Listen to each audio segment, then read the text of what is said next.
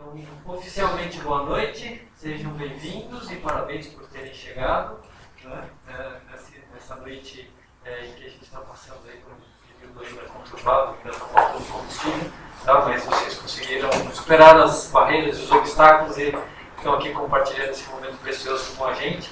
É uma alegria muito grande a gente estar recebendo o Luciano, que é amigo antigo do Caminho, né, para um lançamento tão nobre quanto mais essa tradução do livro do Mestre Ma, né, O Caminho da Imortalidade, que o Luciano traduziu direto do chinês para o português, acrescentando todos os seus comentários e notas que vão esclarecer ainda mais para a gente o sentido dessa obra preciosa. Tá? Eu não vou apresentar o Luciano, porque ele próprio vai se apresentar, vai falar um pouquinho, tá bom? E tenho certeza que a gente vai ter uns bons momentos agora com a apresentação que ele vai fazer para a gente dele próprio do livro e depois também lendo o livro, tá bom? Então, bem-vindo, Luciano. Obrigado. Agradecer inicialmente aí ao Wagner, né, pela oportunidade de ter aberto as portas para a gente poder fazer esse lançamento aqui em São Paulo também. E agradecer também a presença de todos vocês, né? E sempre que o público é heterogêneo, a gente tem que falar de uma forma que seja acessível para todo mundo, tá? Então eu vou começar falando um pouquinho sobre o taoísmo. E aí depois que eu falar um pouquinho sobre o taoísmo, a gente vai dar continuidade, eu vou falar como o caminho da imortalidade se insere dentro do taoísmo e assim a gente vai evoluindo. Qualquer dúvida que vocês tiverem, pode ficar à vontade. É uma conversa, um bate-papo tranquilo, informal. Então, o taoísmo, né, ele é uma tradição espiritual que teve origem na China há cerca de 4.700 anos atrás. E desde então, ao longo de todo esse tempo, se tornou um sistema complexo, né, sem paralelo no Ocidente. Por que não existe paralelo no Ocidente? Porque ele é um conjunto, né, de vários conhecimentos que estão todos conectados, mas que no Ocidente a gente considera que eles são fragmentados. Então o taoísmo ele consegue, desde sua concepção da sua origem, ser uma tradição espiritual holística. Então os mais diferentes conhecimentos que você possa imaginar, desde conhecimentos mais científicos, como a própria medicina tradicional chinesa, passando por artes marciais como o Tai Chi Chuan, passando por astronomia, astrologia, poesia, caligrafia, os mais diferentes aspectos do conhecimento humano, filosofia, espiritualidade, religião, ritos e cerimônias. Todas essas parcelas que compõem esse grande conjunto, elas têm algo em comum, têm uma raiz comum, que são fundamentos, são um pequeno número de princípios e parâmetros que, através desses fundamentos, você consegue explicar cada parcela desse conhecimento que, a princípio, para a gente ocidental, são distintos, mas que para o taoísmo eles têm todos eles uma origem comum, que são esses pequenos fundamentos que conseguem explicar toda essa diversidade de conhecimentos. Então isso é uma coisa muito interessante, não existe paralelo no Ocidente, e isso me fascinou muito quando eu tive o primeiro contato com o taoísmo, né? Porque o taoísmo ele é tão grande que ele pode fascinar as pessoas de maneiras distintas. No meu caso, me fascinou muito pela prática do Tai Chi Chuan, por procurar entender o que estava ocorrendo quando eu praticava Tai Chi Chuan. A partir daí eu cheguei na medicina tradicional chinesa para poder entender um pouquinho mais a fisiologia da medicina chinesa e o que estava acontecendo quando eu praticava o Tai Chi. E aí eu fui me aprofundando e fui me encantando por essa questão que eu acho que é muito interessante, comparado a tudo que a gente desenvolveu em termos de conhecimento, em termos de ciência no Ocidente, que é uma fragmentação muito grande, onde as coisas não têm relação. Então, isso daí me fascinou muito. A minha formação toda é de ciência exata, eu sou engenheiro químico. E em 1975 teve um livro que é um clássico, que é o Tal da Física, o nome, do físico que se chama Frijol Capra. Esse livro ele faz um paralelismo entre o misticismo oriental e as tradições espirituais, o misticismo oriental, as suas tradições espirituais e a física moderna. E um dos capítulos é inteiramente dedicado ao paralelismo que existe entre o taoísmo, a cosmovisão taoísta e a física moderna. Então isso foi uma coisa também que me fascinou muito, né? Um conhecimento tão milenar, né? Que hoje, só através de um outro caminho, um caminho muito mais racional do que um caminho de percepção e de revelação, os nossos físicos de 100 anos para cá começaram a entender como é que surgiu o nosso universo, e isso já existia, esse entendimento dentro do taoísmo há milhares de anos, né? Então esse livro é um livro interessante, ele aborda todo esse aspecto da teoria do vazio, do yin, do yang, o tai chi, e como isso pode ser feito um paralelo para todo o conhecimento que existe hoje da física moderna, né? Recentemente, com a morte desse cientista, o Stephen Hawking, né? Ele deixou um último artigo, e esse artigo fala de uma concepção nova, que não é só um universo, de fato são vários universos, né? Isso também já existia dentro da tradição taoísta, esse conhecimento, né? Não é só um universo, a forma como esse universo se forma, e depois como ele deixa de existir, a questão do tempo não ser um tempo linear, sequencial, de fato presente, passado e futuro se confundem, e tudo isso hoje é como se fossem novas descobertas, mas de fato elas já existiam como um conhecimento milenar, né? Então isso é um aspecto muito interessante do taoísmo.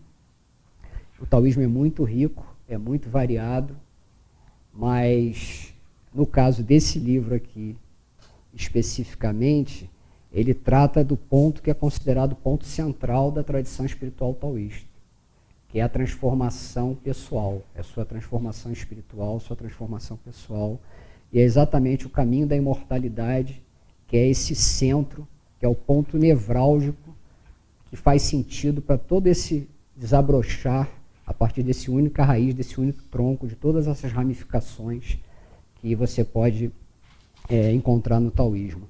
Então eu fiz questão de traduzir esse livro exatamente por ele ser o ponto central da proposta taoísta de transformação espiritual, que depende do seu trabalho, da sua dedicação. Então esse livro é assim que ele se insere dentro do taoísmo como um todo, né? E esse livro, né, é um livro que eu conheci em 1991, né? Eu comecei rapidamente, né, para fazer um histórico, eu comecei a praticar Tai Chi em 89, e a partir do Tai Chi eu me interessei na medicina tradicional chinesa, e foi assim que eu cheguei na Sociedade Taoísta do Brasil, que tinha sido fundada em 91. Eu cheguei exatamente quando a Sociedade Taoísta foi fundada, e eu comecei a estudar medicina chinesa, e a partir desse contato com a Sociedade Taoísta eu conheci o Cheng, que foi o fundador da Sociedade Taoísta, e aí comecei a fazer cursos de meditação, passei a praticar Tai Chi, que eu fazia em outro lugar lá, e assim eu fui me envolvendo com a Sociedade Taoísta, né?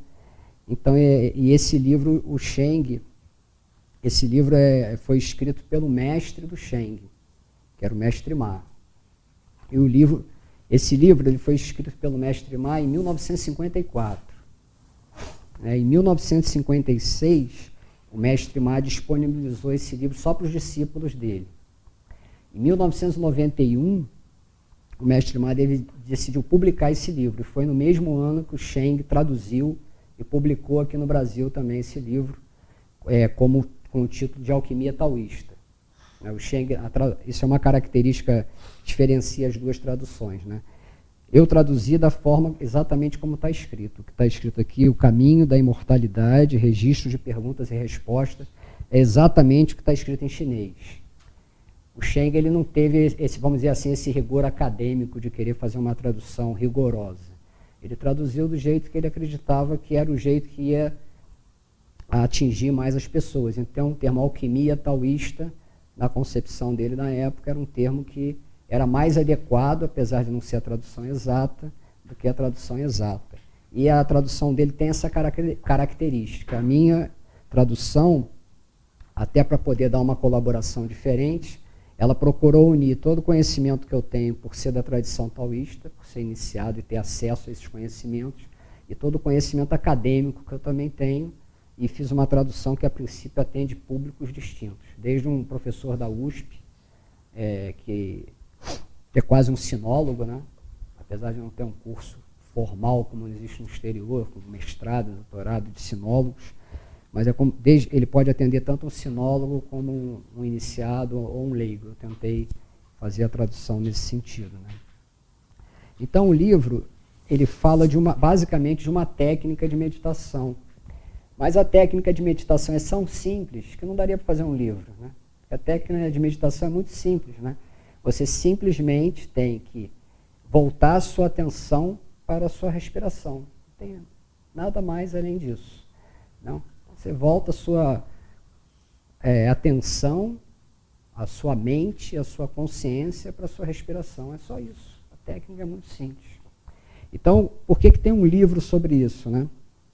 Porque o livro ele resolveu apresentar todo o processo que vai se passar conforme você for praticando essa técnica. Não? Então, essa parte que é importante, que só pode ser escrita por alguém que vivenciou aquilo. Isso não pode ser escrito por alguém que vai teorizar sobre aquilo.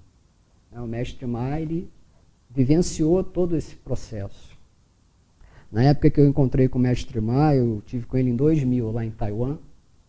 Naquela época ele era considerado o mestre de maior desenvolvimento, nível de desenvolvimento espiritual na China. Então era um mestre que tinha conseguido se realizar espiritualmente e tinha passado por todas essas etapas. Então ele poderia escrever sobre essas etapas.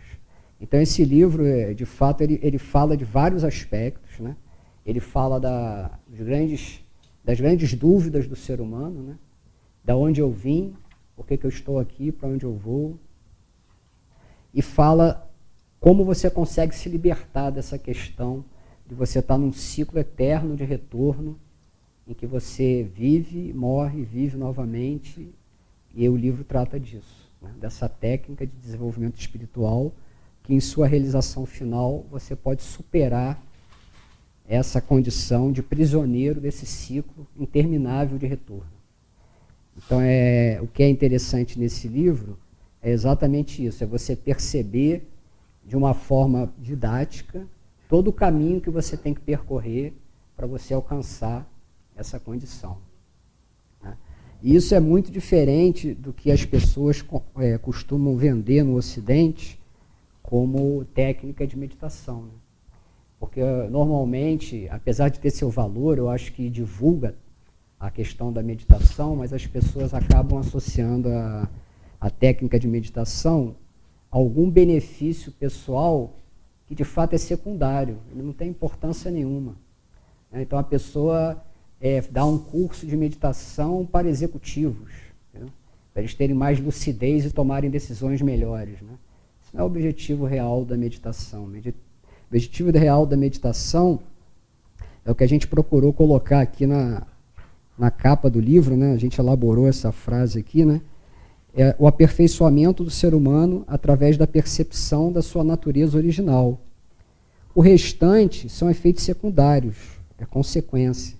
E o que a gente percebe muito em determinados livros, em determinadas instituições que divulgam a meditação, eles se prendem aos efeitos secundários, quando de fato o objetivo principal da meditação é esse aprimoramento do ser humano. E não um objetivo secundário de você ter mais inspiração, de você ter mais lucidez. São coisas que vão ocorrer naturalmente. Então esse livro ele se diferencia bastante de outras obras mais modernas e mais recentes, que tem um outro enfoque. Esse livro também ele tem um enfoque que esse tipo de técnica, né? Você tem assim dezenas, talvez centenas de livros já publicados sobre técnicas de meditação taoísta, né? Só que muitos desses livros eles usam uma linguagem que é muito hermética. Esse livro ele ainda tem uma linguagem hermética, mas o mestre Ma, quando escreveu esse livro, ele procurou polir o que ele estava tentando passar de forma que ele usasse o menos possível linguagens simbólicas. Mas ainda assim tem muitos conceitos. Então, quando eu fiz essa tradução, qual foi o objetivo, né? Primeiro, ao ler a tradução, tem várias notas, tem mais de 300 notas.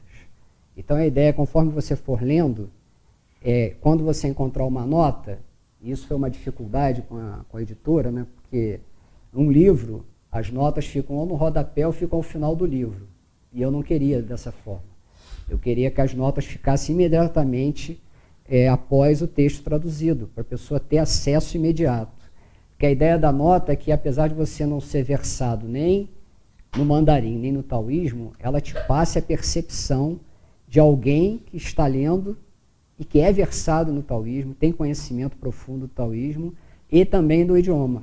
Então, a ideia é você ler a tradução acompanhado das notas para você ter esse sentimento, tentar passar essa percepção, que não é uma leitura simples e única. O chinês é uma língua muito rica, então a gente tenta passar isso. Então tem notas técnicas, tem notas que tentam explicar o significado de ditados que estão ali e que precisam ser entendidos na sua profundidade. Então tem toda essa parte que busca dar esse acesso a um sentimento ao ler o livro que é diferente de pura e simplesmente ler uma tradução direta. E além disso, eu incorporei comentários, porque mesmo depois da tradução e das notas, quando eu apresentei o trabalho para o Hamilton, que é o presidente da Sociedade Taoísta lá no Rio, o Hamilton falou: Luciano, eu acho que o trabalho está bem legal, traz uma colaboração diferente do que a tradução anterior, mas está faltando alguma coisa ainda, que seriam comentários seus pessoais, bem mais simples ainda do que as explicações do Mestre Ma, para que as pessoas tenham pelo menos um direcionamento dentro do texto, né? Porque é um texto que, se você não conseguir fluir, você vai acabar desistindo de ler o texto, pela complexidade ou pelo fato de ser muito distante do que a gente conhece, do que é a nossa rotina, em termos de raciocínio, em termos do que seria um desenvolvimento espiritual. E aí eu voltei e fiz esses comentários, né? Então, esses comentários, eles, por si só, eles já conseguem mostrar para você mais ou menos como é que é todo esse desencadeamento. E tem uma amiga nossa, ela foi até minha professora quando eu fiz o curso de medicina tradicional chinesa, ela estuda muito o taoísmo, e ela leu o livro, e ela falou comigo: Luciano, achei muito legal a ideia de ter essas notas e de ter os comentários, e eu estou fazendo o exercício de ler o livro pensando numa pessoa que não tenha conhecimento nenhum e está lendo esse livro pela primeira vez. Ela não conhece taoísmo, ela não conhece a cultura chinesa, não conhece mandarim, ela nunca se envolveu com questões de desenvolvimento espiritual. Aí eu estou tentando ler esse livro me colocando no lugar dessa pessoa. E eu dou a seguinte sugestão: a pessoa lê primeiro o seu comentário, depois ela lê o texto acompanhado das notas e ao final ela lê o comentário de novo. Eu acho que assim foi a dica dela, né? Uma pessoa que é estudiosa, e ela achou que dessa forma as pessoas vão conseguir se encontrar mais no livro. Então eu achei que essa dica dela foi bastante interessante. É a Andréia, né? Para quem conhece. A Andréia foi minha professora quando eu fiz o curso de medicina tradicional chinesa, e ela sempre colaborou muito na nossa formação. Ela era o braço direito do Shen, e ela deu essa dica assim, que eu acho que realmente faz sentido, porque você lendo o comentário primeiro, o comentário é muito simples, né? Então quebra aquela questão do texto ser mais complexo, né? E lá no Rio, quando teve o lançamento do livro, foi dia 8 de maio agora, né? Eu fiquei pensando, como é que eu vou explicar para o pessoal, né, a forma de se aproximar desse livro, né? Além da questão técnica de como lê-lo, né? Lê primeiro o comentário, depois lê a tradução com as notas, volta ao comentário. Tem uma outra questão que é importante, como é que eu vou me aproximar desse livro? Aí eu fiquei pensando, aí eu achei um exemplo, que foi o seguinte, é uma música do Djavan. É uma música que tem um trecho que fala: açaí, guardiã, zum de besouro, imã, branca é a tez da manhã. Você ouve essa música, ainda mais cantada pelo Djavan, né? Aquilo é muito bonito, né? Você percebe que tem uma afinidade com aquilo, tem uma beleza ali naquela, tem uma poesia ali, né? Mas se você parar e for ler só com a sua razão, né? Açaí, guardiã, zum de besouro, imã, branca é a tez da manhã, você não entende nada, né? Então esse livro, se você ler ele só com a sua razão, provavelmente você vai ter dificuldade de entendê-lo. Então você tem que ir além da razão, você tem que deixar perceber o que esse texto está falando e deixar que esse texto toque o seu coração, toque a sua alma. Porque, de fato, tudo que o mestre explicou aqui, com palavras, está limitado pela nossa linguagem. Essa limitação de linguagem impede que você tenha a percepção real de todo esse processo. Então é muito importante que você leia o livro, mas que você pratique. Você nunca vai conseguir entender 100% esse texto se você não praticar. Porque a prática ela vai trazer para você a percepção daquelas colocações que são feitas do desenrolar de todo esse processo. Então essa é mais uma dica que a gente deixa aí sobre o livro, né? Então, como eu comentei, é um livro que muitas pessoas consideram que são da área, né?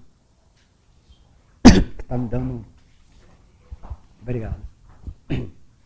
Muitas pessoas da área consideram esse livro muito simples. Mas isso não desmerece de forma alguma esse livro. Esse, de fato, enaltece esse livro. Né? Esse livro, para uma pessoa leiga, ele é complexo. Para uma pessoa da área de alquimia, ele pode ser um livro simples. Mas, de fato, é isso que é o grande valor desse livro. Né? E foi escrito por um mestre. Esse mestre, eu estava até comentando com o Wagner antes da gente começar, né? Quando eu tive com ele, eu procurei colocar uma pequena biografia dele, né? Mestre Maia, ele escreveu 23 livros além desse. Então, ele, além de ser um mestre de desenvolvimento espiritual muito elevado, ele é uma pessoa que se dedicou muito ao ensino do taoísmo.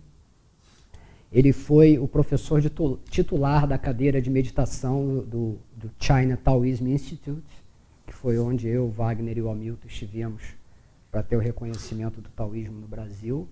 Então ele era uma pessoa que tinha um nível de conhecimento sobre essa prática e sobre a parte teórica dessa prática muito grande. Então a gente considera uma obra preciosa, apesar de simples.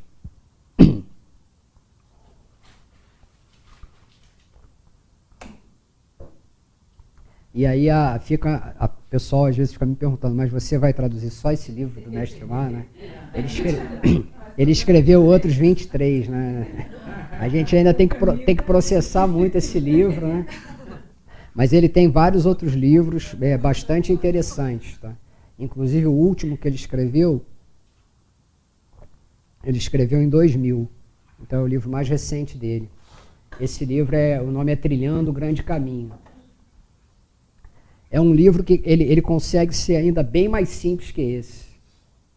Porque ele fala, ele não fala tão tecnicamente, com tantos símbolos, com tanta complexidade, com tantos conhecimentos que você tem que ter muito variados sobre o taoísmo para conseguir ler um texto que normalmente você encontra sobre alquimia. Tá? Então é um texto muito mais de modo de vida, é muito mais de cultivo, né? O que você faz para cultivar esse processo ou essa condição meditativa na sua rotina, né?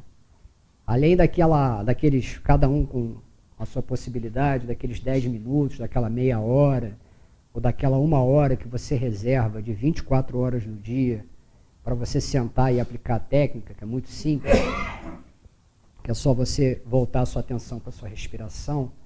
Além disso, como é que você mantém isso no restante do seu dia a dia, né? Como é que você cultiva essa condição, vamos dizer, meditativa, né? Você pode estar em processo meditativo lavando louça.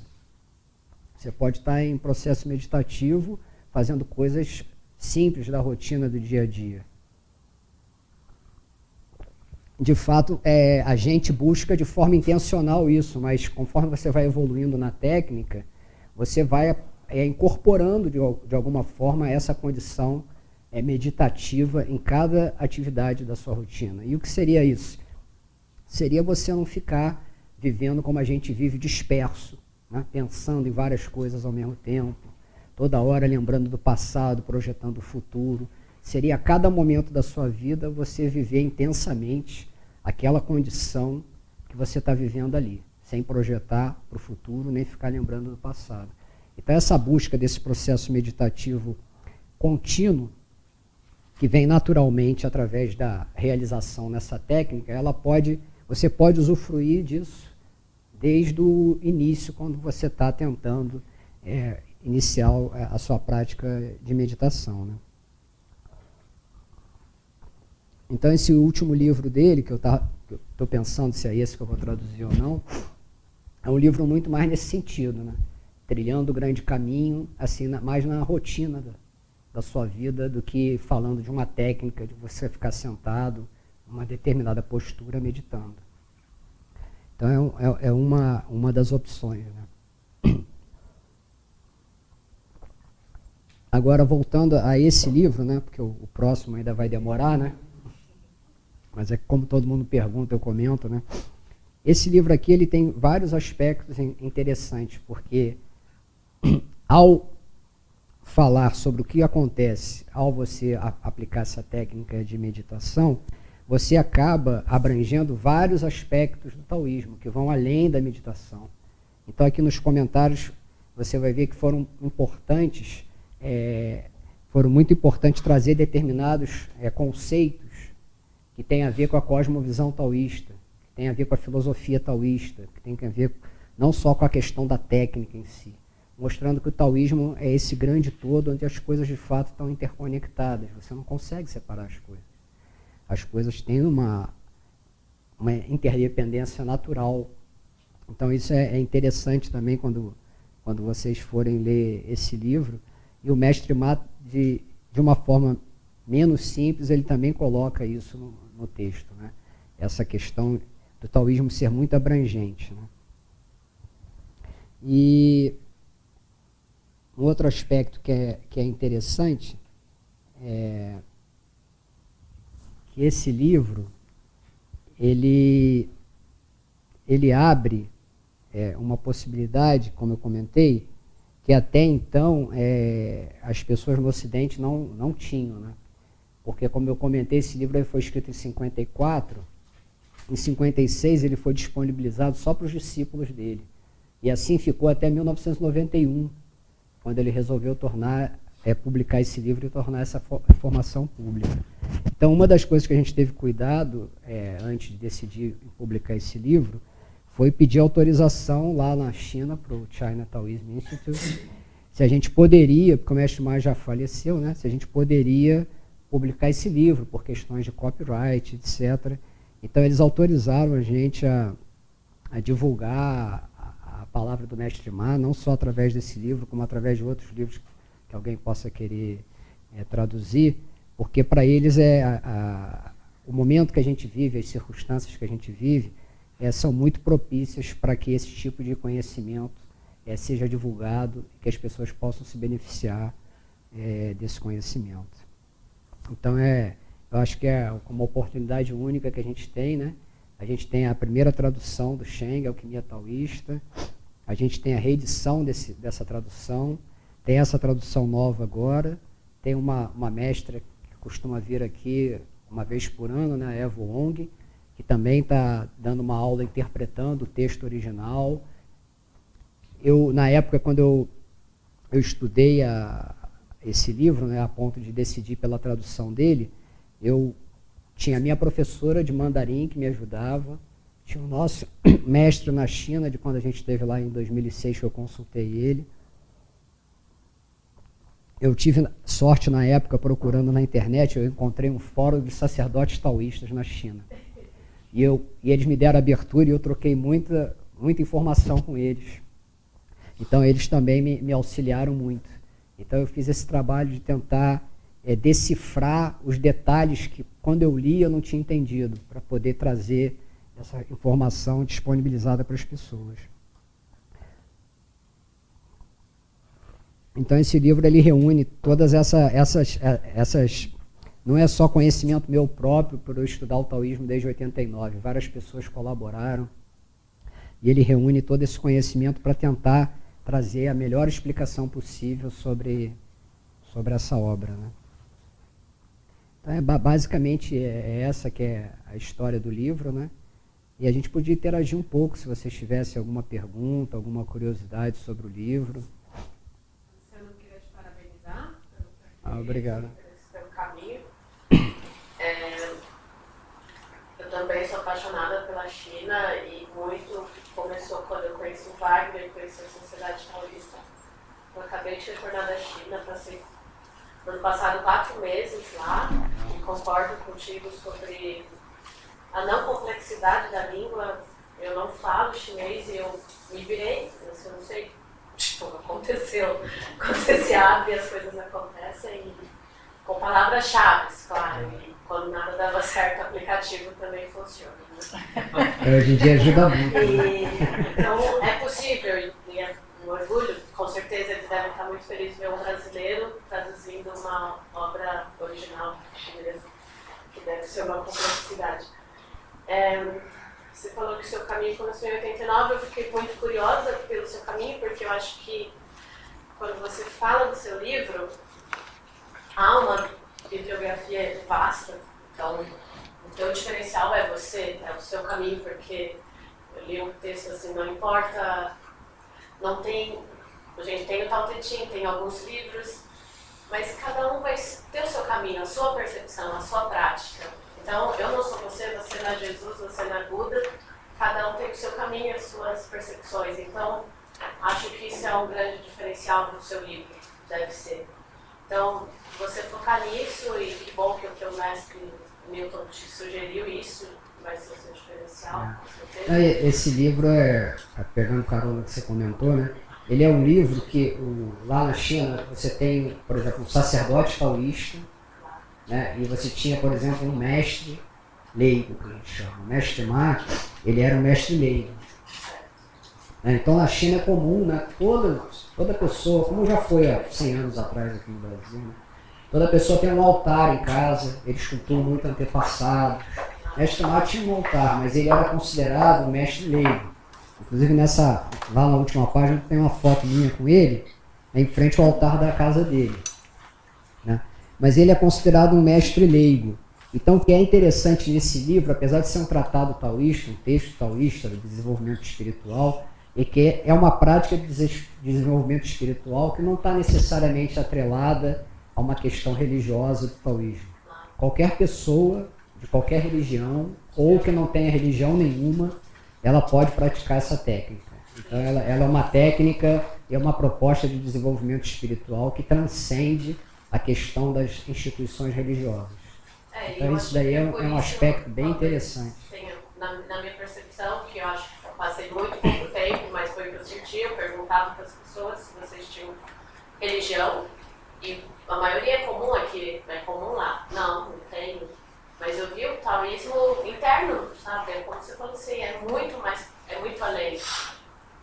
Claro, assim, você pergunta que pessoas têm preconceito, falam assim, não tem religião. Tem medo de falar sou ateu. E lá não acredito em Deus. De fato, outra coisa, por isso que é bom interagir. Esse também que eu acho bem interessante, é que essa questão do preconceito em relação ao que é religião, que existe muito forte aqui no Ocidente, lá não existe. Não. Né? Eu estava no outro dia, hoje em dia existe muitos cursos online, né? Eu gosto de um site que o nome é EDX, depois vocês podem procurar. Tem cursos sobre os assuntos que você imaginar. Eu estou fazendo um curso atualmente online, que é com um professor da Universidade de Harvard. Ele é um especialista em cultura chinesa. Então ele estava explicando o seguinte, religião como pensamento religioso e filosofia, até o iluminismo, mesmo no Ocidente, estavam juntos. Né? Foi uma decisão que foi tomada no iluminismo de se criar uma ética que não fosse religiosa. Mas isso não ocorreu no Oriente. No Oriente, não é nem só entre religião e espiritualidade, é entre muito mais coisas, como eu expliquei. Mas religião e espiritualidade estão unidas, não tem que haver separação, como houve aqui, por definição no iluminismo. Entendeu? Aí aqui começou a ter valor a ética, a filosofia. Isso é grandioso, né? Uma pessoa que estuda ética, filosofia. Mas uma pessoa que estuda o pensamento religioso, existe preconceito, não tem valor. Né? Então isso é uma coisa que foi, vamos dizer assim, quase por definição, que foi criada na época do iluminismo, mas que no Oriente isso não aconteceu. Então a religião e a filosofia, de fato, elas se confundem. Mas para o Ocidente é difícil, tanto é que o Ocidente definiu que existem, vamos dizer assim, dois taoísmos, entre aspas. Em chinês você tem o Dao Jia, que é o pensamento filosófico, e tem a parte religiosa, que é o Dao Jiao. Mas isso não foi o taoísta que definiu isso. O taoísmo é taoísmo, é um todo, como eu já falei várias vezes. Mas para o Ocidente, que gosta de fragmentar e compartimentar, ele, por exemplo, se você falar para um chinês que você estuda Dao Jia, ele vai te encarar de uma forma. Se você falar para ele que você segue Dao Jiao, ele te encara de outra forma. Até mesmo o chinês já tem o preconceito que foi incutido na cabeça deles pelo Ocidente. O que é filosofia tem valor, o que é religioso não tem. E isso Dao Jiao é o religioso. Dao Jiao é religioso. Dao Jiao não tinha O Dao Jia é a parte filosófica, o pensamento filosófico do taoísmo. Assim que está dividido, inclusive pelos acadêmicos. Então, e aí você vê que isso não é da tradição taoísta, isso não é natural da cultura chinesa. Isso é por causa da revolução, não? Da revolução Por causa da revolução cultural? Essa separação? Talvez um pouco. Né?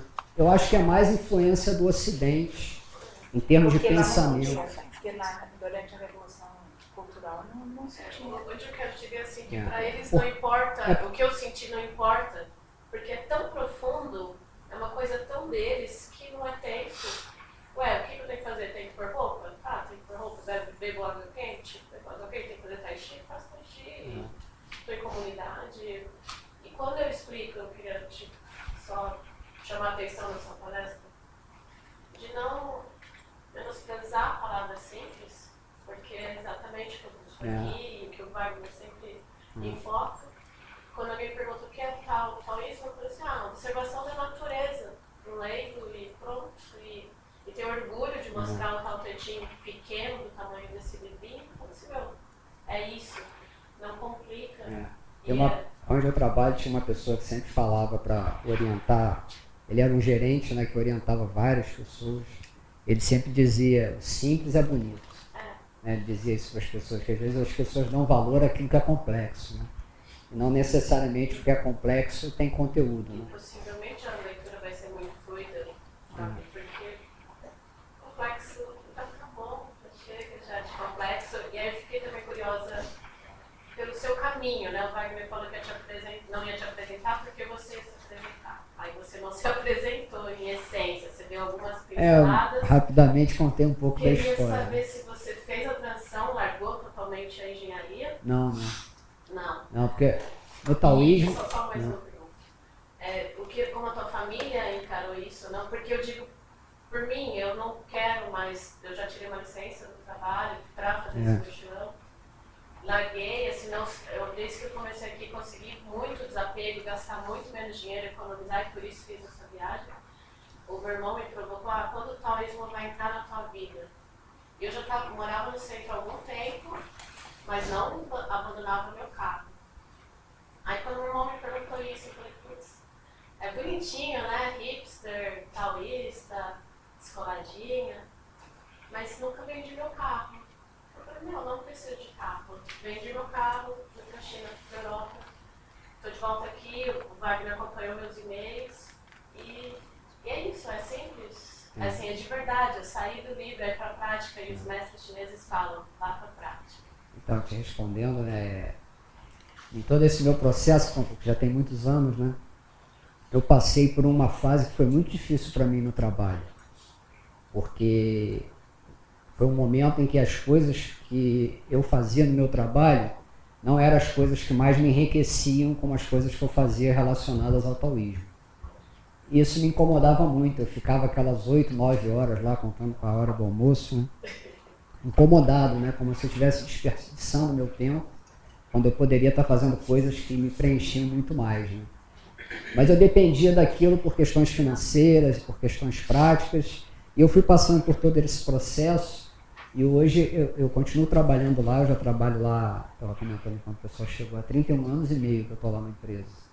E eu me sinto muito bem lá na empresa, eu consigo conciliar muito bem o taoísmo com a minha atividade. Então, que numa época do meu processo de desenvolvimento parecia ser antagônico, de fato hoje não é e não me incomoda e me nutre tanto quanto a prática taoísta.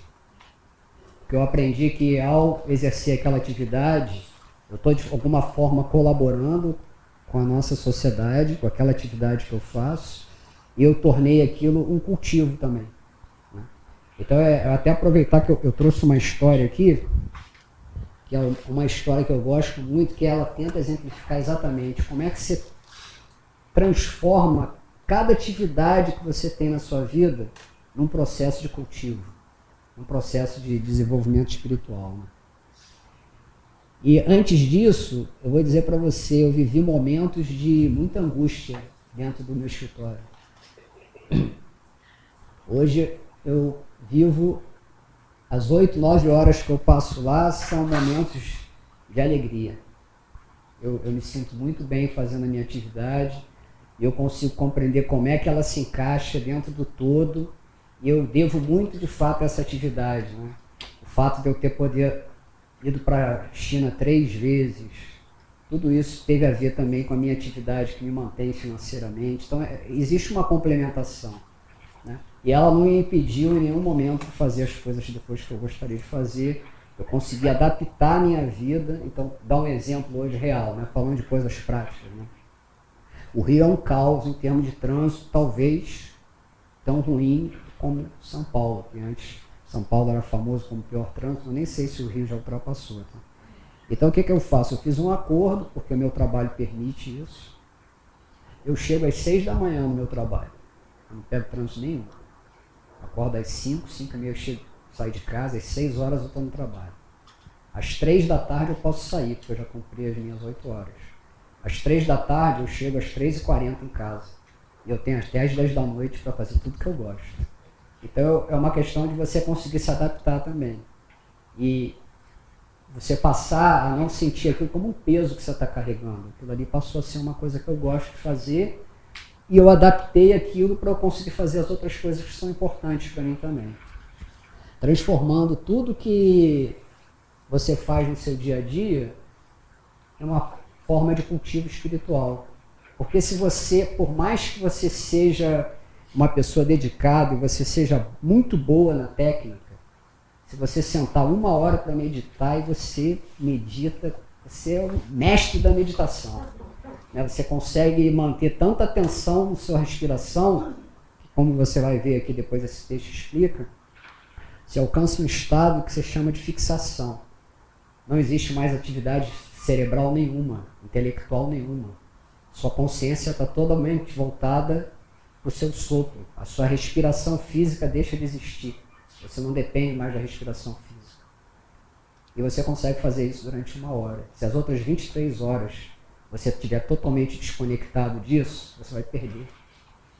Por isso que o cultivo tem que ser nas 24 horas do dia. E aí eu gosto muito de um livro que é de um sinólogo, que o nome dele é John Blofeld. Esse livro é de 1979. A Busca pela Imortalidade. Tem em português, tá? Eu acho que em português não sei se ainda conseguem encontrar, mas na Amazon vende a versão em inglês. Tá? The Quest for Immortality. Então nesse livro ele tem uma história, eu peguei trechos dessa história, eu usei esse texto até na minha formação no seminário de sacerdote taoísta em 96. E aí eu lembrei desse texto, para poder exemplificar para as pessoas a importância do que significa você, na sua vida diária, buscar esse processo de interiorização e de cultivo espiritual. Então vou sentar aqui só para poder ler para vocês. Não é longo não, tá? Então ele diz o seguinte, e foi interessante, quando eu li essa história, eu gostei, eu já estive lá nessa montanha depois. Em Huashan, na China continental. Tá?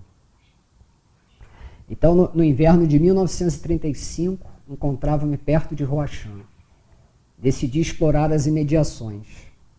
O inverno no norte da China, entretanto, não é a época melhor para semelhantes aventuras. O gelo se acumula nos caminhos que bordejam precipícios e um vento cortante fustiga os penhascos nus. Não consegui chegar ao templo que coroava o pico. Quando eu fui a essa montanha, a gente caminhou 7 horas para chegar nesse pico. Huashan. É perto de Xi'an. Porque a gente fez todos os picos, né? E aí, ele não conseguiu chegar ao templo que coroava o pico, sobre um dos precipícios mais iantes do mundo. A tarde se aproximava, enchendo as veredas de neblina e obrigando-me a buscar refúgio numa pequena ermida à beira do caminho, trêmulo e faminto. Em 1 hora, além das informações sobre sua pequena comunidade de 5 reclusos e 2 criados, fiquei sabendo alguns dos fatos mais proeminentes da vida de meu anfitrião. Ao invés de corromperem a mente com as costumeiras versões de segunda mão das ideias materialistas importadas do Ocidente, tinham por modelo único os poemas maiores, os ensaios e pinturas no estilo tradicional. Após expressar minha admiração por suas obras, em termos próprios ao momento, indaguei como encontrava ele tempo para aquilo, em meio aos esforços do autoaprimoramento. Mas onde está o conflito, meu jovem senhor? Tudo o que fazemos é cultivo. Quanto ao yoga e à meditação formais, praticamo-los nas primeiras horas do dia e à noitinha. Não há regras. Portanto, nada que bloqueie ou prejudique a autossatisfação. O segredo consiste em sentir quando determinada ação é oportuna e concorde com o caminho. É uma questão de, como direi, assim, de aprender a ser. Então, essa história é uma história que eu acho muito interessante, porque o John Blofeld, que era um sinólogo, né, famoso, né, ele questiona lá a pessoa que recebeu ele, que era um mestre espiritual, como é que vocês fazem tanta coisa na rotina de vocês, como é que sobra tempo para vocês meditarem, para vocês se dedicarem ao seu caminho, né? E a resposta foi simples, de fato tudo que eles fazem o dia inteiro é dedicação ao caminho. Depende muito da forma como você encara o que você está fazendo.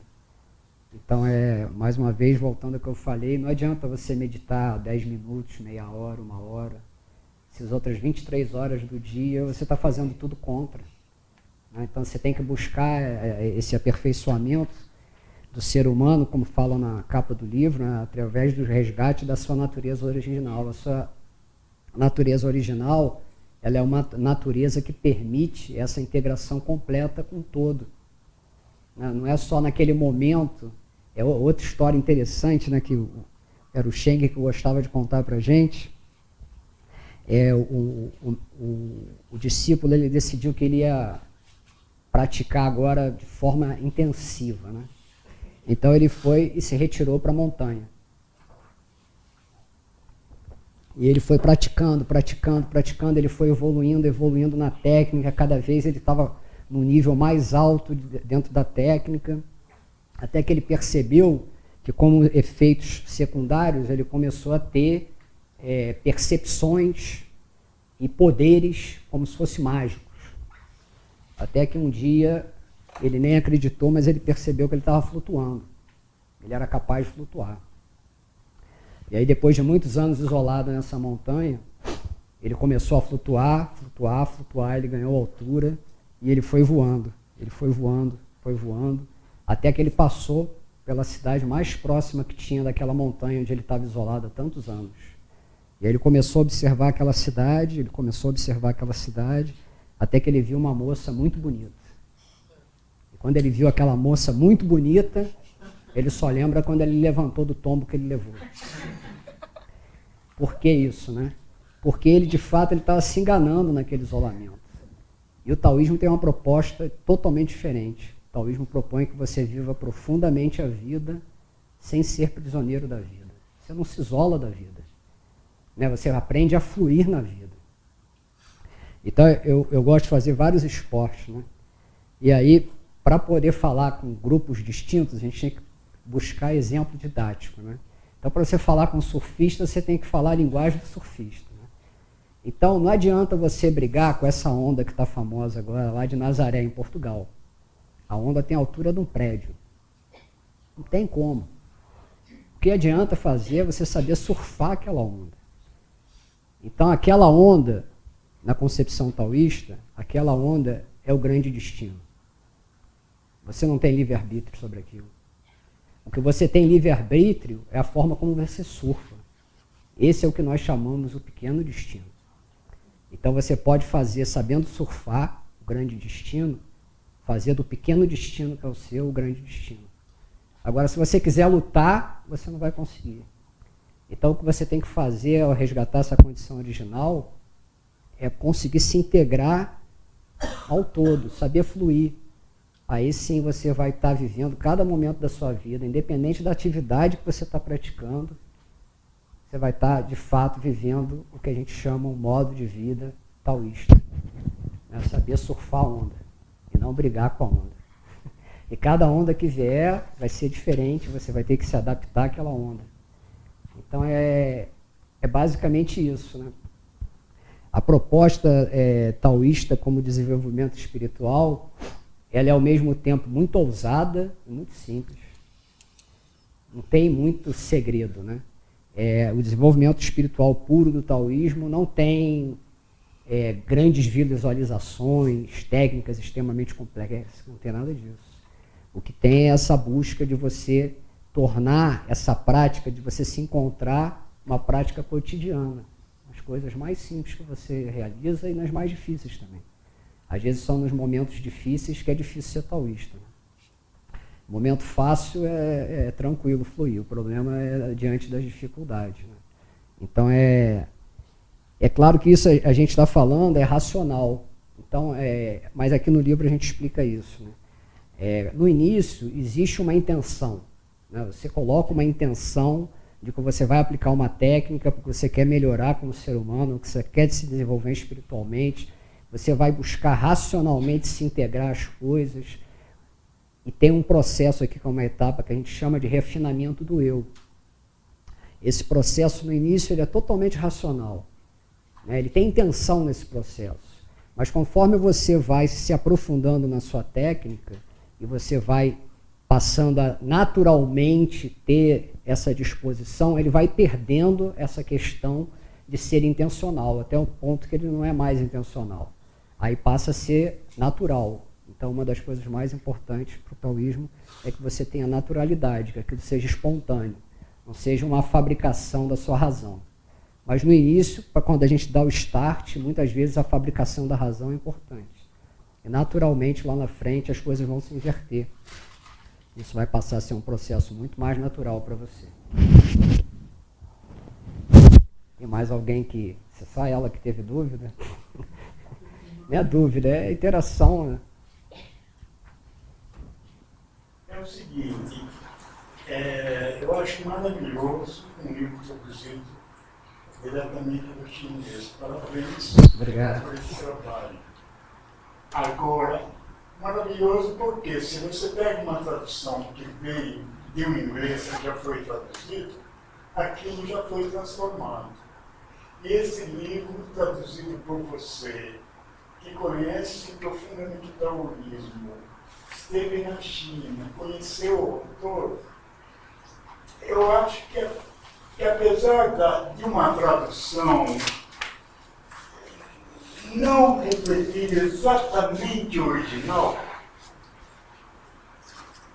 eu acho que você se aproximou muito, sabe? Por tudo o que caracterizou, por todos os antecedentes que você vivenciou antes de escrever esse livro.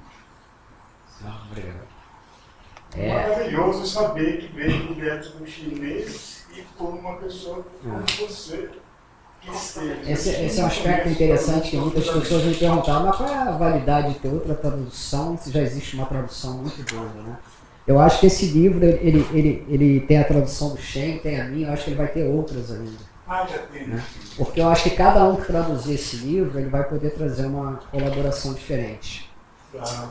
Né? Então, a minha ideia, eu sou muito agradecido ao taoísmo. Eu sou muito agradecido a ter tido acesso a todas essas informações. Então, a minha ideia era poder retribuir, de alguma forma, permitindo que outras pessoas também tivessem acesso a essa informação, mas de uma forma muito mais trabalhada, muito mais simples, que conseguisse ter um resultado num tempo muito menor do que eu tive. Então a ideia é essa, eu comento com o pessoal, a ideia não é comercial, porque não faria nem sentido, né? Então a gente atinge um público muito pequeno, entendeu?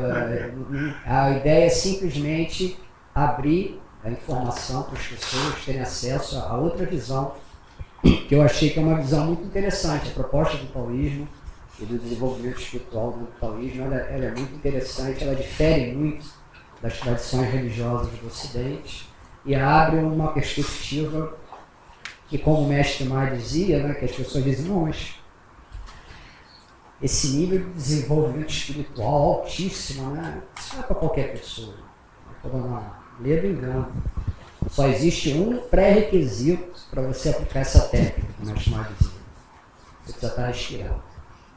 Fora isso, não tem nenhum outro pré-requisito. Só a vontade de evoluir espiritualmente. Então é uma técnica, pela simplicidade dela. É claro que pessoas, dependendo da fase da vida que elas estão vivendo, elas vão ter mais facilidade ou menos facilidade em diferentes aspectos dessa técnica, mas ela é viável para qualquer pessoa, basta ela estar respirando, porque a única coisa que você precisa fazer é voltar a atenção para a sua respiração. Outra coisa que as pessoas questionam, e por isso também que a gente teve a preocupação de consultar lá o nosso mestre na China, se a gente estava autorizado a publicar mais uma vez esse livro, as pessoas questionam que esse livro aqui, numa determinada etapa que vocês vão conhecer quando vocês estiverem estudando o livro, ele requer uma iniciação. Ele requer a passagem de uma chave que só é passado de mestre para discípulo oralmente. Isso é uma tradição na China. Para que serve esse livro se eu não tenho a chave? Isso é um ledo engano que as pessoas cometem, porque até você precisar da chave, esse livro já pode ter feito tanto por você, que talvez a chave apareça naturalmente para você, ou as portas se abram para alguém trazer essa chave para você, ou você encontrar essa chave como outros colegas já encontraram. Então, como vocês vão perceber, em algum momento lá na frente desse livro, vai falar uma informação que é passada do mestre para o discípulo, que é além de só voltar a consciência para o sopro, a mente para a respiração.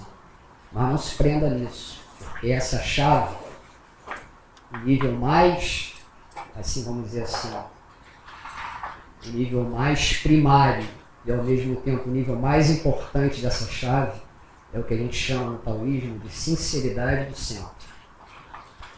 Então o mestre pode ter encontrado você e decidido passar essa chave para você. É um segredo, é uma tradição oral que só vai de mestre para discípulo. E você não fazer absolutamente nada com isso. Ou você fazer sem sinceridade, não vai adiantar nada. O outro que não tem a chave, E de fato ele tem a chave, se ele tiver a sinceridade do centro. Então dentro da sua própria prática você pode descobrir a chave. E mesmo sem ter a chave, sem descobrir a chave, o nível de desenvolvimento que você vai alcançar é muito alto. Você não precisa se preocupar com isso. Então são coisas que a gente vai conversando e a gente vai lembrando de falar sobre o livro. Né? Então a gente, na época, várias pessoas questionaram essa tradução pelo fato de já existir outra, pelo fato de não existir a chave.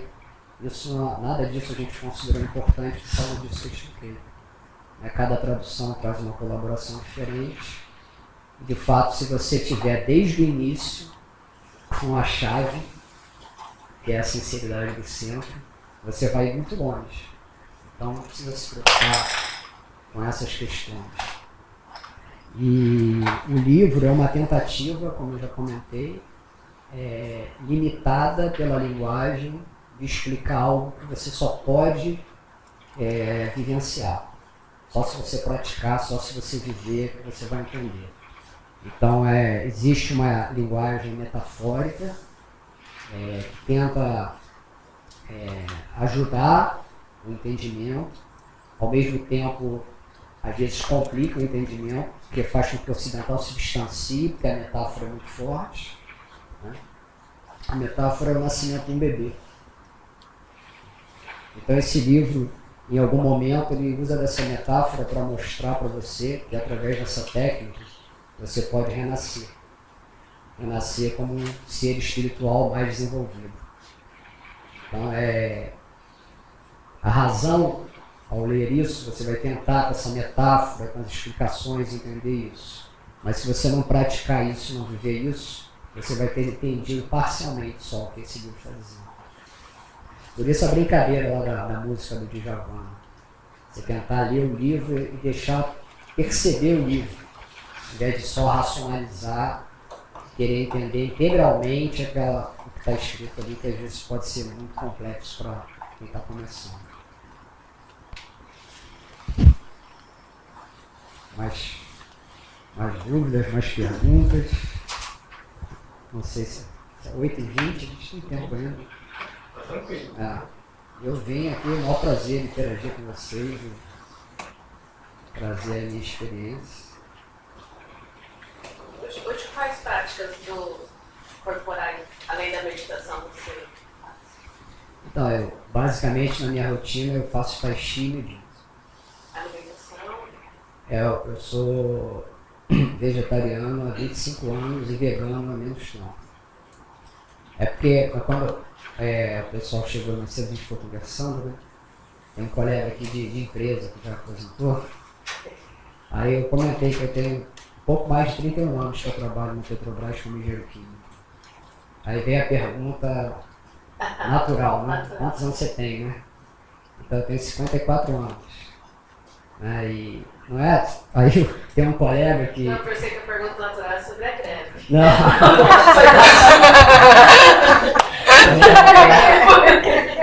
Aí tem um colega que fala assim, vou te ajudar, vou associar a tua idade ao livro, para poder esse livro vai vender pra caramba, porque senão aparece ter 54 anos.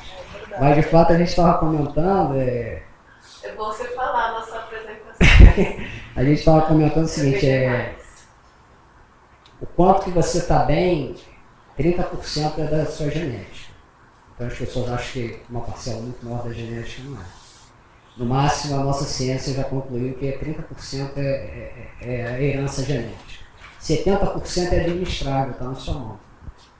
Então, esse 70% é a maneira como se alimenta, a maneira como você respira, a maneira como você se movimenta, a maneira como você abre a sua mente para coisas legais, sem estresse. Então, toda essa composição ajuda na longevidade, apesar da técnica ajudar muito. Mas só a técnica não é suficiente. Né? Você senta para meditar, mas só come besteira, só come fritura, só come produto industrializado. Isso vai dificultar um pouquinho. Né? Então é um conjunto de coisas. É a técnica e mais um modo de vida. O taoísmo ele é uma tradição que preza muito pela liberdade. Então o taoísmo não exige que você seja absolutamente nada. eu sou vegetariano, vegano por opção minha. Né? Eu cheguei num nível que eu entendi que eu posso sentir muito prazer, existem muitos alimentos saborosos e nutritivos, sem colaborar com o sofrimento de nenhum outro ser. Mas é uma opção minha. Você pode encontrar um mestre elevado nível de desenvolvimento espiritual que é um cara. Porque o taoísmo não tem regra. O taoísmo preza pela liberdade. Mas se você pensa em saúde e longevidade, o modo de vida influencia, né? Como você perguntou. Então, o Tai Chi eu acho que é uma prática super legal. Ele integra a questão do movimento, né? Do exercício com uma respiração. Algumas pessoas consideram uma meditação em movimento. Então, eu acho que o Tai Chi é uma prática interessante. Tem muitas pessoas que não conseguem. Por exemplo, uma amiga minha, lá do trabalho, ela foi no lançamento, comprou o livro, aí foi me procurar logo em seguida. Luciano, eu sento para prestar atenção na minha respiração, aí que meu coração dispara mesmo, aí que vem um monte de coisa na minha cabeça, isso não serve para mim não. Então, as pessoas também têm que saber dosar, por exemplo, às vezes você está tão distante de uma prática que requer tanta isenção de forma, que às vezes é importante você começar por alguma prática que está mais próximo da forma. Então, alguma prática como um exercício respiratório, Qigong, por exemplo, alguma coisa que um mantra, né? Ou um Tai Chi, e aí depois você chega num novo estágio, que aí a partir daquele estágio você consegue se aprofundar numa prática que de fato ela propõe total transcendência da forma. Então pra gente às vezes é difícil isso, mas é importante na nossa rotina. E assim, teve uma época que eu era purista, não se fazia Tai Chi, né? Nenhum outro exercício servia, né? Depois, hoje eu tenho outro entendimento. Eu faço atividade física aeróbica, que são atividades que colaboram também com o meu bem-estar físico. Então, isso não, uma coisa não elimina a outra, né? Então, o Tai Chi tem uma proposta, na hora que eu estou fazendo uma atividade aeróbica, eu estou fazendo um esporte, tem outra. E esporte é uma coisa muito interessante, porque tem determinados esportes que eles requerem uma integração muito grande com a natureza. Eu gosto desse tipo de esporte. Então, quando você consegue se integrar, por exemplo, com o vento, com o mar, de forma que você flui, naquele momento você não está pensando em nada, você só está usufruindo daquele momento, você está num processo meditativo, você está cultivando a sua essência interior. Então, são práticas que às vezes para algumas pessoas elas abrem mais a possibilidade de um início nessa questão do desenvolvimento espiritual do que uma prática como a meditação pura. É interessante isso. Antes de eu conhecer a filosofia paulista, eu tenho muito problema de foco, dificuldade, acho que foi por isso procurando Tai Chi. E tive a oportunidade de fazer algumas aulas de surf. E quando realmente, depois de cair muitas vezes, eu consegui ficar em pé e a onda me levou, eu não sei fazer esforço. E aí, numa das primeiras aulas do Wagner, o Wagner usou a metáfora do surf, de fazer a prancha na areia, de cair, falou, não. E daqui a pouco flui, e foi isso, e eu achei, não, então, estou no caminho, sem saber, e não precisa saber. Eu falei assim, você pode ser um taoísta sem nunca ter estudado filosofia taoísta. É isso. Pode ser, com certeza. Tem várias formas no caminho espiritual, né, no taoísmo. Você tem várias formas de caminhar nesse caminho. Tem a forma, vamos dizer assim, você tem a forma assim, que seria a técnica formal, né, que seria a meditação, mas você tem vários outros recursos. E tem aquelas pessoas que não são ligadas a nenhuma tradição espiritual, elas desconhecem que existe qualquer tipo de técnica, mas elas naturalmente estão integradas ao todo.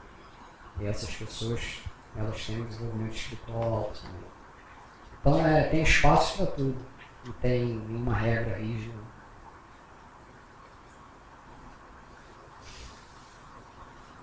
Só um detalhe, o nome do autor desse livro, A Busca pela Imortalidade, é John... Não. A Busca da Imortalidade é John Blofeld. John... BLO Ele é um sinólogo famoso, inglês. Ele tem vários livros. E ele viveu, é interessante que ele é do início do século passado. E ele decidiu ir para a China, para o interior da China continental. Então ele ainda conseguiu pegar resquícios de um modo de vida que você não encontra mais hoje, em função do desenvolvimento que houve no país.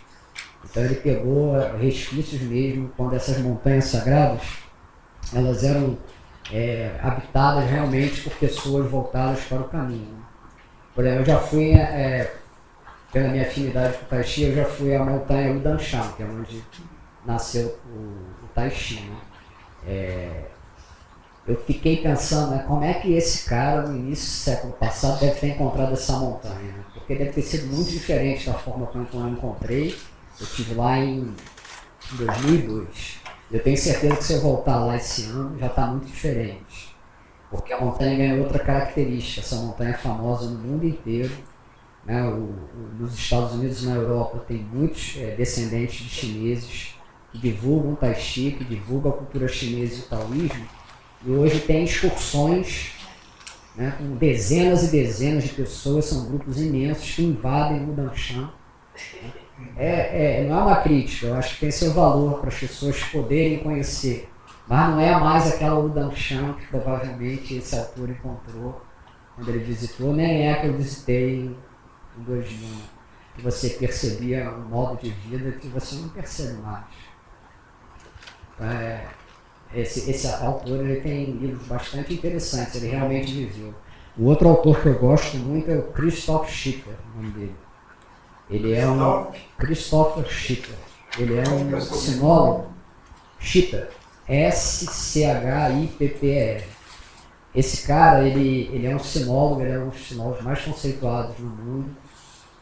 Mas qual é o diferencial dele em relação a outros sinólogos?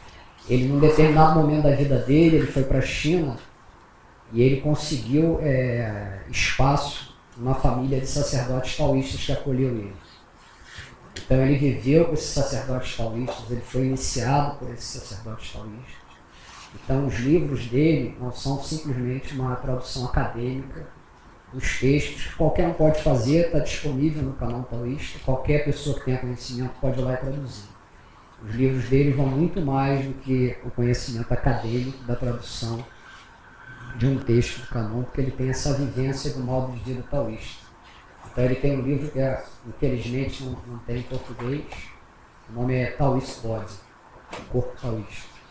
Esse livro é um livro que eu acho que é fundamental para quem se interessa em taoísmo ler esse livro, porque ele tem uma visão fantástica do taoísmo como um todo, como esse corpo. Por isso o nome do livro é esse, Taoist Body. Essa coisa que eu comentei no início, dessa coisa holística, dessa abrangência toda. Então são autores, assim, tem vários autores muito bons, né? Estou lembrando desses aqui no momento, que são autores realmente que tiveram uma vivência diferenciada. Esse John Buffer foi porque ele viveu numa época que ele conseguiu ter acesso, antes do comunismo, antes da Revolução Cultural, a um modo de vida que praticamente desapareceu e está voltando, talvez aos poucos, pela tolerância que o governo hoje comunista tem em relação às instituições religiosos. E o Christopher Schipper, pelo fato de ele ter realmente vivido dentro de uma família de sacerdotes taoístas e ter sido iniciado e ter efetivamente praticado a função de sacerdote dentro dessa família. Então ele consegue compor o conhecimento acadêmico e a vivência, porque no final das contas o taoísmo é um modo de vida, não é teoria. Eu recomendo esses. É fácil de encontrar naquele site da Amazon. Este site menos pode. Amazon, eu escrevo assim.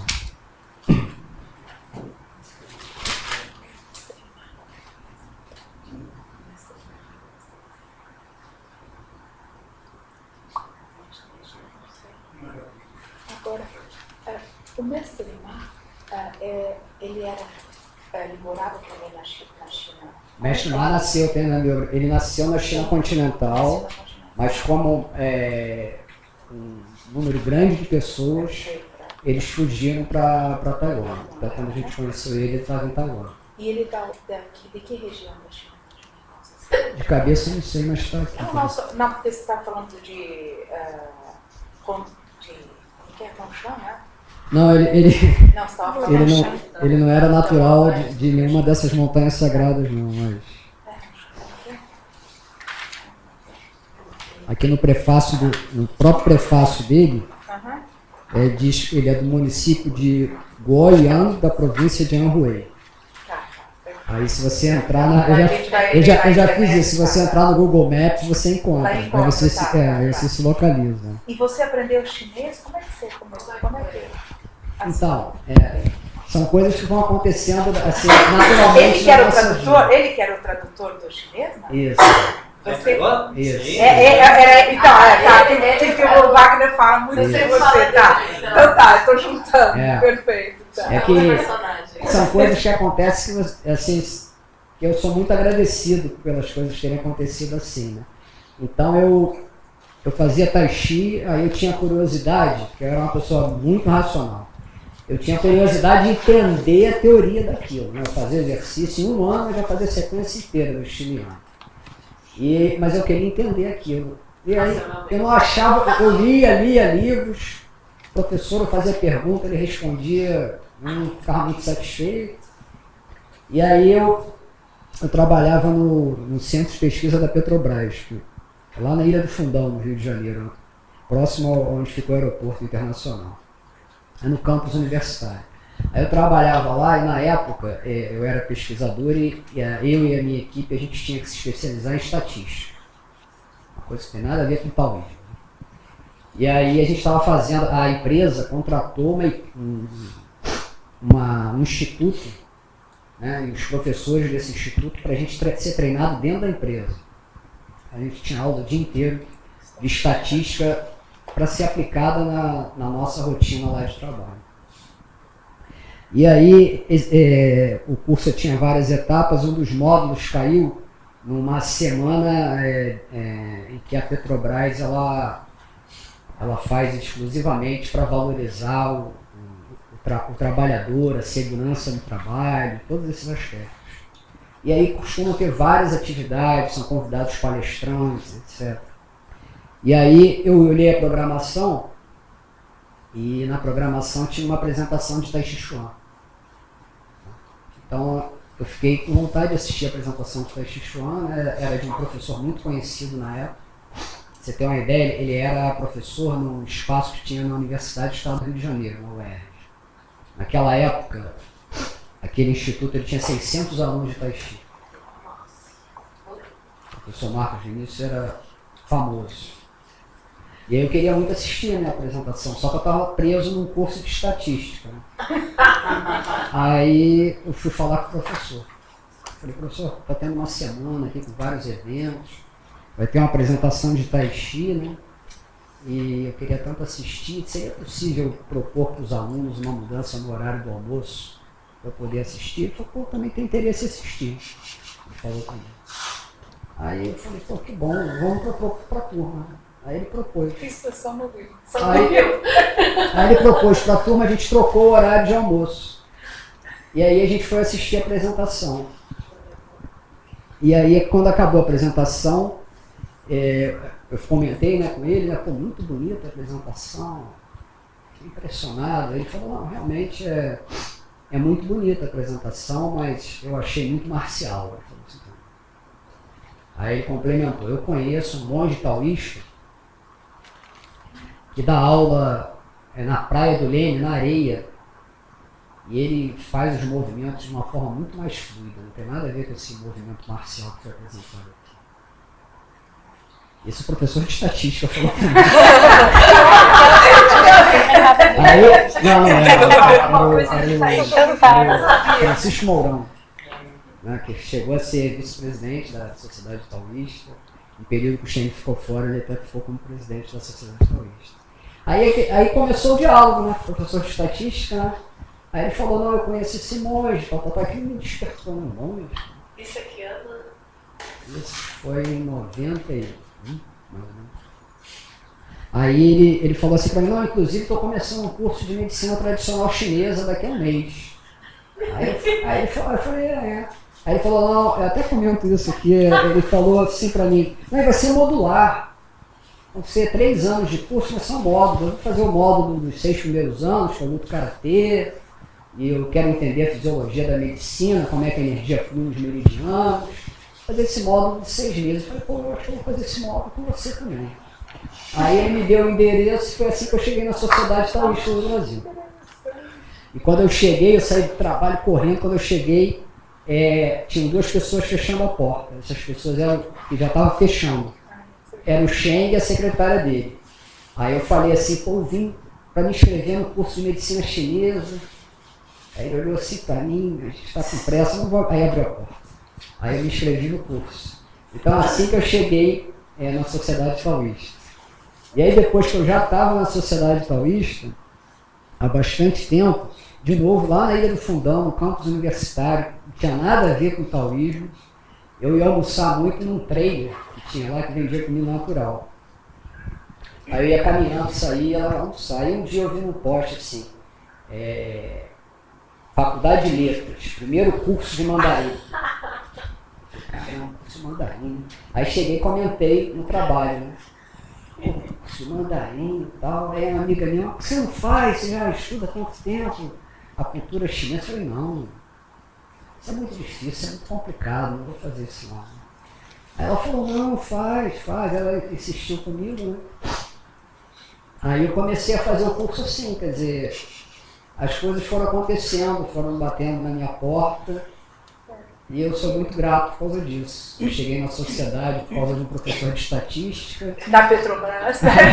Quer dizer, comecei a estudar mandarim, porque abriram um curso de mandarim onde eu trabalhava praticamente. Né? Porque o centro de pesquisa era pertinho da Faculdade de Letras. Né? E aí quando eu fui fazer o curso de mandarim, foi interessante porque eu consegui uma das últimas vagas, eram 25 vagas. E tinha uma lista de espera imensa, um monte de gente interessada. Mas 3 meses depois de curso, nós éramos só 8. Os 25, o resto todo mundo já tinha desistido. E aí o que aconteceu? Criou uma relação muito próxima entre a professora e a gente, porque nós éramos só 8.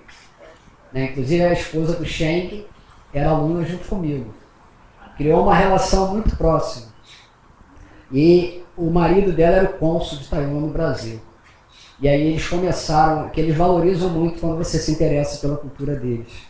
Aí eles começaram a ver que a gente tinha real interesse, que a gente ia continuar, eles começaram a convidar a gente para eventos na casa deles. Né? Então lá no Rio tem um bairro que é onde tem esses apartamentos gigantes, o pessoal do consulado ocupa, aí eles chamavam a gente para festa, tinha tipo assim 130 pessoas na sala deles. Você tem noção do tamanho do apartamento, né? Aí eles chamaram a gente começou a conviver, até que um dia que ele virou para mim e falou: você não tem interesse de estudar mandarim na China, ou em Taiwan? Aí eu falei, interesse eu tenho, mas eu não sou mais estudante, eu trabalho, não tem como. Aí ele falou, não, mas eu estive vendo e tem um curso que eu acho que você pode fazer, um curso de verão, são 2 meses só. Aí eu ri, né? Eu falei, não posso, eu sou funcionário, não posso ficar 2 meses fora. Né? Aí ele falou, não, mas esse curso vai ser muito importante, você está se dedicando muito. Aí eu fiquei com aquilo na cabeça. Né? Aí eu fui falar com o meu gerente. Eu falei com ele, olha só, eu queria fazer uma proposta, eu vou ficar 2 anos sem tirar férias. Né? E aí depois eu vou tirar 2 meses, vou juntar as férias. Ele falou, não, isso não pode, isso é ilegal, isso é um risco muito grande para a empresa, porque durante 30 dias vai ser oficial, durante 30 dias não vai ser, se acontecer qualquer coisa, vai ser considerado acidente de trabalho, eu não posso fazer isso. Aí eu fui lá, falei com o cônsul, não, mas é muito importante. Aí fiquei aqui na cabeça e eu procurei esse gerente de novo. Aí eu falei com ele, ó, queria te perguntar uma coisa, você se incomodaria se eu falasse com o seu gerente? Aí ele falou, não, eu não posso sumir, se você quiser falar com ele. Aí eu fui. Aí fui falar com o gerente dele. Aí eu falei pro cara, você cria um problema pro cara, né? Porque o cara não quer dizer não, mas também não pode dizer sim. Aí o cara me ouviu, eu expliquei tudo para ele. Aí ele falou, cara, não posso fazer isso, mas me dá uma semana. Daqui a uma semana você volta aqui na minha sala. Aí uma semana depois eu voltei. Aí eu falei com ele. Aí ele falou, pensei, vou te dar um voto de confiança. Você vai para a China fazer esse curso aí. E assim também eu consegui um negócio que a princípio não era possível. Teve uma pessoa que confiou em mim e abriu essa possibilidade. Né? Aí fiquei 2 anos sem férias e fui. Aí fiquei 65 dias em Taiwan, foi uma experiência fantástica. Eu fiquei num albergue de estudantes, gente do mundo inteiro. Da onde você pudesse imaginar, do Caribe, da Europa, dos Estados Unidos, centenas de pessoas estudando mandarim e alguns fluentes, tão fluentes quanto o chinês. Cara, aquilo ali também me mostrou que era possível. Era uma questão só de dedicação mesmo.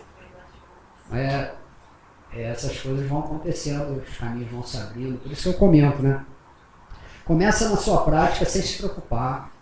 Faz a sua prática que as coisas vão acontecer. Não se preocupa que você não tem essa ferramenta ou outra, né?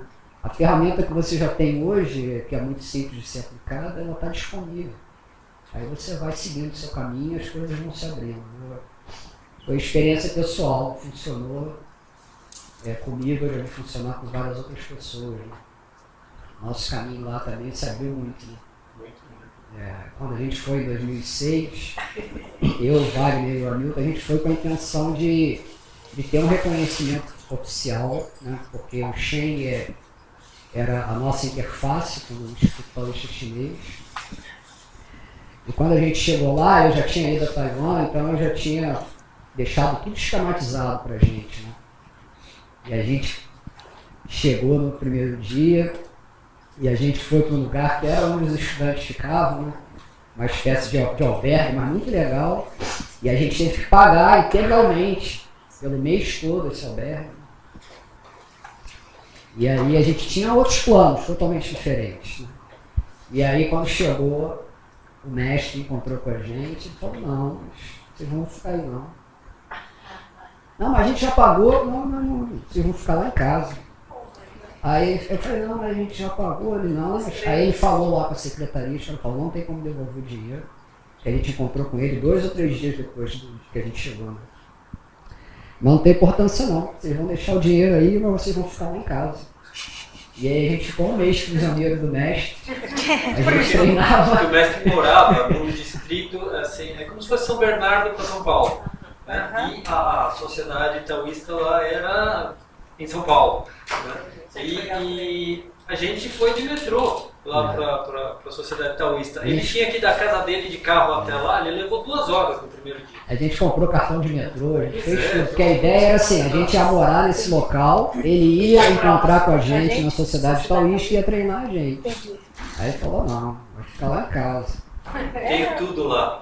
E a casa dele era vários andares, 5 andares. O primeiro andar era no templo. Você passando na rua era um templo. Mas ele vivia ali com a família, com a esposa, com as filhas. E aí vocês viveram o cotidiano. E aí ele botou a gente preso lá dentro um mês de treinamento, às 7 da manhã às 11 da noite. Então a gente foi pensando que ia ser uma coisa e se abriu outra coisa totalmente diferente. Então teve todas essas experiências, esses choques culturais aí, que foram muito legais e são inesquecíveis, né? Isso daí já tem 12 anos. Né? Pois é. Por outro lado, teve uma experiência muito interessante também com o China Taoist Institute que o Luciano estava falando, né? Que é um lugar muito lindo. Tá? Quando a gente entrou para conhecer, a gente já entrou pela entrada de serviço. O professor dava aula e a gente foi acompanhando o professor. Então a gente nem entrou pela entrada principal, a gente entrou pela área de serviço mesmo. Nossa, Pra gente já foi um grande... o máximo, né? Exclusiva. Né? A gente pediu para ele, a gente assistiu, apesar de não conseguir acompanhar direito, uma aula que ele estava dando para os sacerdotes que estavam em formação, que ele é o professor titular de ritos e cerimônias do Instituto Taoísta Chinês. Da mesma forma que o mestre Ma era o professor titular da área de meditação. Então tem professores para as diferentes áreas, e o cara tem uma formação no Instituto Taoísta Chinês muito completa, bem legal. É um templo, são 2 templos, né? E no segundo templo, que fica mais atrás, a parte abaixo do primeiro andar são só salas de aula e alojamentos para os sacerdotes, que são prisioneiros, enquanto são treinados. E só para finalizar, que é uma coisa que às vezes as pessoas me perguntam, né, quando a gente fala de sacerdote, na China tem 2 grandes escolas, né, tem 2 grandes tradições taoístas. A real integrada, que a gente chama, que prevalece na China continental, eles de fato são monges celibatos. A ortodoxa unitária, que é a que a gente segue, não existe nenhuma restrição em relação a casamento, etc. Então existem 2 tradições fortes, existem outras também. De fato, a real integrada ela sofreu uma influência grande do budismo, por isso essa restrição, por isso o celibato, porque originalmente no taoísmo nunca houve celibato. O taoísmo acha que você tem que viver o processo naturalmente, não faria sentido uma restrição desse tipo, mas ela existe, mas não existe na nossa tradição, que as pessoas perguntam, não, mas como é que você trabalha? Como é que você tem esposa, tem namorada? Como é que você tem filhos? Se você é sacerdote, se você é monge. Esse termo também é um termo muito difícil de traduzir, né? Porque de fato Dao Shi, seria literalmente o cavaleiro do Tao. É alguém que conhece o caminho, que vive o caminho. E é traduzido como Taoist Priest em inglês. É sacerdote taoísta. Eu acho que sacerdote é uma palavra mais adequada do que monge, a não ser no caso do pessoal que vive mesmo em celibato, isolado. Então a gente é dessa tradição que é uma tradição mais flexível nesse aspecto. É isso. Foi muito bom conversar com vocês.